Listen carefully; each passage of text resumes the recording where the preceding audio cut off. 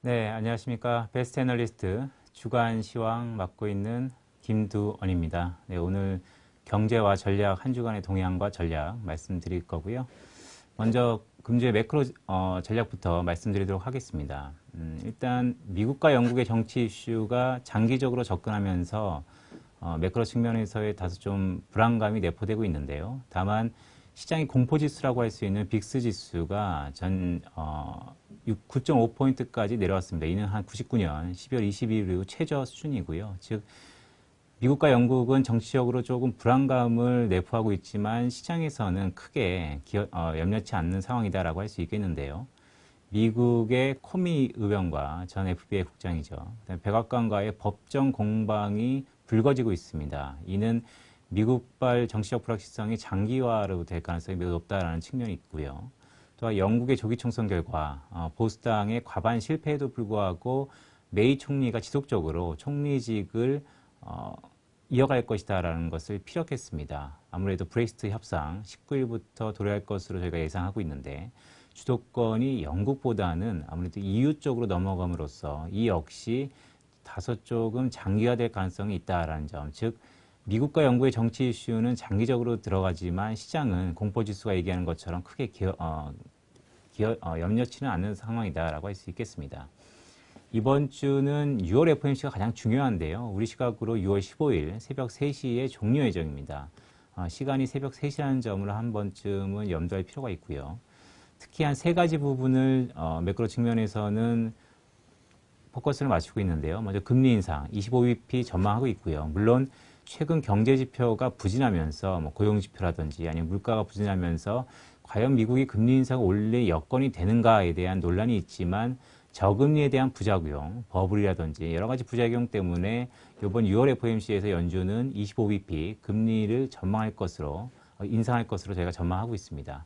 또한 두 번째 저희가 관심 포인트는 수정 경제 전망인데요. 아무래도 최근에 점도표 유지, 향후 점도표의 변화 여부에 따라서 향후 9월 아니면 12월 두 개의 FOMC 중에 언제 또 한번 금리를 올릴 것인가를 저희가 가늠할 수 있을 것 같고, 또한 현재 2.1% 수준으로 보고 있는 GDP의 하향 여부, 과연 하향한다면 어디까지, 상향한다면 어디까지 상향할 수 있을까가 관심 포인트다라고 할 수 있겠습니다. 저희 매크로팀에서는 아무래도 점도표는 현 수준을 유지할 것 같고요. GDP 같은 경우는 최근을 감안해서 다소 좀 하향 조정 가능성도 있다. 따라서 향후 금리 인상은 많아야 한 번 더, 또한 GDP 여부는 다소 조금 낮춰질 예언성이 있지만 그래도 여전히 2%를 넘기는 그런 수준은 저희가 전망하고 있습니다. 끝으로 가장 중요한 것이 대차대표의 축소 여부인데요. WEH, 즉 언제, 어떻게, 얼마나를 대차대표를 축소할 것인가에 대해서 연준의 입장 표명이 나타날 것으로 보고요. 이것이 아무래도 보면 시장에서는 가장 큰 화두가 될 것이다라고 전망을 하고 있습니다. 따라서 6월 FOMC 이번 주 목요일 날 있는데요. 전후로 예상되는 변동성을 대비할 필요가 있을 것 같습니다. 특히 원달러 환율뿐만 아니고 외환시장 전반의 출렁임을 저희가 나타날 수 있을 거라고 보는데 오늘 아마 1125원을 시작으로 해서 당분간 1125원 내외에서 변동성이 좀 크지 않을까 이번 주 조심스럽게 저희가 전망하고 있습니다. 네, 이어서 전략 파트 말씀드리도록 하겠습니다. 안녕하세요. 주식 전략을 담당하고 있는 이재만입니다. 오늘 매크로 쪽에서 이어서 주식 부분에서 좀 말씀을 드릴 건 지난 주말에 미국의 지수들의 모습이 아닐까 생각을 하고 있습니다. 전체적으로 다우라든가 S&P 500 같은 경우는 앞서 말씀드린 빅스 지수의 하락이라든가 이런 부분을 갖고 실질적으로 좀 반등을 하는 모습을 보였는데, 다만 좀 고민스러운 게 이제 나스닥이라든가 필라델피아 반도체 지수, 어떻게 보게 되면 약간 기술주가 좀 많이 포진되어 있는 지수들을 중심으로 해서 조정을 좀 크게 받았다는 의미가 상당히 있는 것 같습니다. 전반적으로 보면 IT의 조정이라는 불안한 감이 좀 내포되어 있지 않을까라는 생각을 하고 있고, 두 번째로는 전체적으로 보게 되면 이번 주에는 6월에 FOMC 회의가 있죠. 미국에서도 중에서도 금리 인상을 할 거라는 생각이 굉장히 강력하게 주식시장에 반영이 된 게 아닌가라는 생각을 하고 있습니다. 흔히 말하는 고PER주라고 불리우는 부분들이 조정의 폭이 굉장히 컸었던 부분을 갖고 있죠.